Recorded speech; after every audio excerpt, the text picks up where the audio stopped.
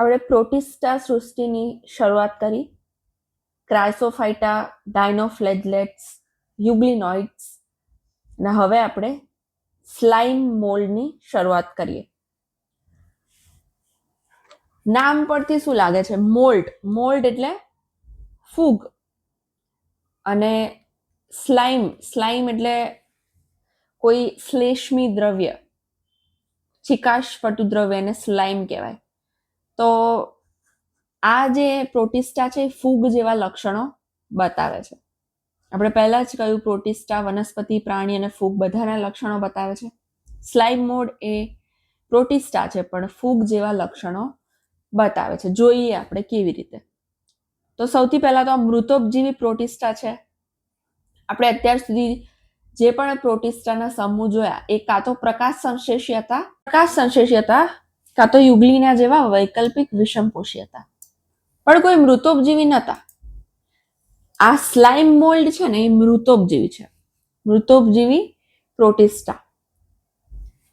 મૃતોપજીવી એટલે મૃત સડતા કાર્બનિક દ્રવ્યમાંથી પોતાનો ખોરાક મેળવે. એને મિક્સોમાઇસિટસ પણ કહેવાય છે. એટલે કૂટ ફૂગ. કૂટ એટલે ખોટી, સાચી ફૂગ નથી પણ ફૂગ જેવા લક્ષણો ધરાવે છે. એને શ્લેષી મોલ્ડ પણ કહેવાય છે, કારણ કે શ્લેષી દ્રવ્યો, મેં કીધું ને સ્લાઇમ મતલબ કે કંઈક ચિકાશ પડતું દ્રવ્ય ઉત્પન્ન કરે છે. હવે કોષ દિવાલની વાત કરીએ તો કોષ દિવાલ નથી.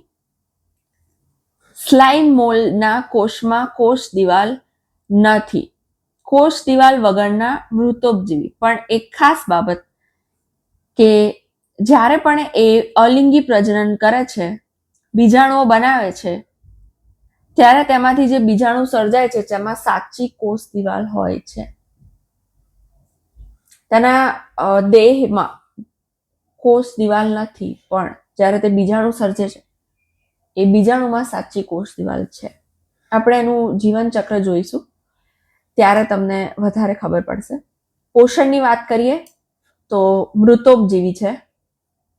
વનસ્પતિની મૃત સડેલી ડાળીઓ અને પર્ણો એની સાથે ફેલાય અને એમાં રહેલા સડેલા કાર્બનિક દ્રવ્યોને ગળી જાય છે.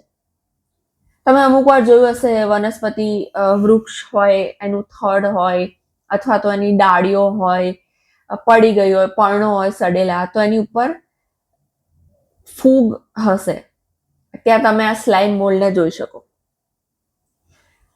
અને આમ એ એક કોષી છે, પણ અનુકૂળ પરિસ્થિતિમાં એકત્રિત થઈને પ્લાઝ્મોડિયમ તરીકે ઓળખાતું સ્વરૂપ બનાવે.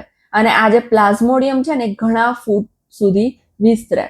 એટલે આમ એ એક કોષી સજીવ છે, પણ એ લોકો ભેગા થઈને જ્યારે અનુકૂળ પરિસ્થિતિ હોય ત્યારે પ્લાઝ્મોડિયમ નામનું સ્વરૂપ બનાવે. જો હું તમને બતાવું.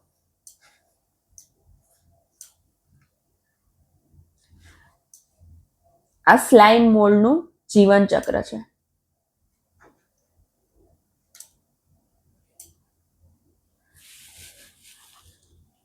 હવે જો ધારો કે અનુકૂળ પરિસ્થિતિ છે, તો આ જે એક કોષી સ્લાઇમ મોલ્ડ છે એ સમવિભાજન દ્વારા પ્લાઝ્મોડિયમ બનાવશે.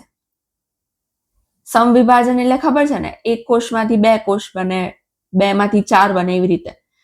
સમવિભાજન દ્વારા સતત વિભાજન પામીને એક રચના બનાવશે જેને આપણે પ્લાઝ્મોડિયમ કહીએ.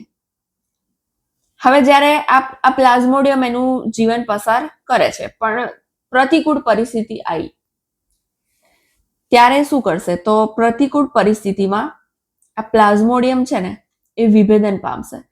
એટલે એની રચના કંઈક આવી થઈ જશે. ધીમે ધીમે એ વિભેદન પામશે અને એમાંથી ફડકાઈ નામની રચના બનાવશે. જો આ ફૂલેલો ટોચનો ભાગ દેખાય છે ને, આ બધા ભાગ એ ફડકાઈ છે. ફ્રૂટ બોડી અંગ્રેજીમાં. ફડકાઈ બનાવશે અને આ ફડકાઈની અંદર છે ને બીજાણુ સર્જાશે. જો આમાં બતાવ્યું, આ ફડકાઈ થોડું ઝૂમ કરીને બતાવ્યું. આ વિકસિત ફડકાઈ છે, એની અંદર બીજાણુ સર્જાશે.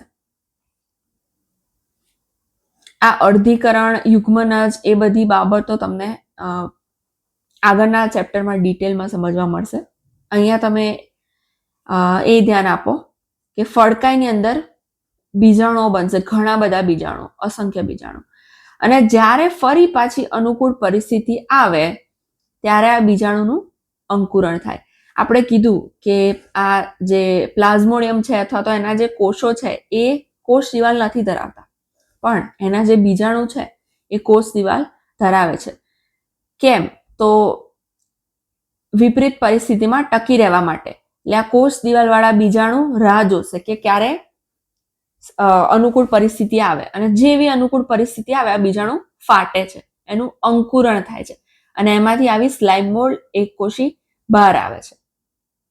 પછી ફરીથી એ એક કોષી સ્લાઇમ મોલ્ડ અનુકૂળ પરિસ્થિતિ આવે એટલે આવું પ્લાઝ્મોડિયમ બનાવે. પ્રતિકૂળ પરિસ્થિતિ આવે તો પ્લાઝ્મોડિયમનું વિભેદન થાય, ફડકાઈ બનાવે, ફડકાઈની અંદર બીજાણુ બને જે કોષ દિવાલ ધરાવે છે, અને જ્યારે અનુકૂળ પરિસ્થિતિ આવે ત્યારે બીજાણુનું અંકુરણ થાય, ફરીથી સ્લાઇમ મોલ્ડ, પ્લાઝ્મોડિયમ, આ ચક્ર ચાલ્યા કરે. બરાબર? અને એનો ફેલાવો પવન દ્વારા થાય છે, આ બીજાણુનો ફેલાવો. તો આ એક ખૂબ જ અગત્યની રચના છે, તે તમે યાદ રાખજો. પ્લાઝ્મોડિયમ અને ફડકાઈ બે નવી વસ્તુ છે. આવતા વિડીયોમાં આપણે પ્રજીવ જોઈશું, પ્રોટિસ્ટાનો છેલ્લો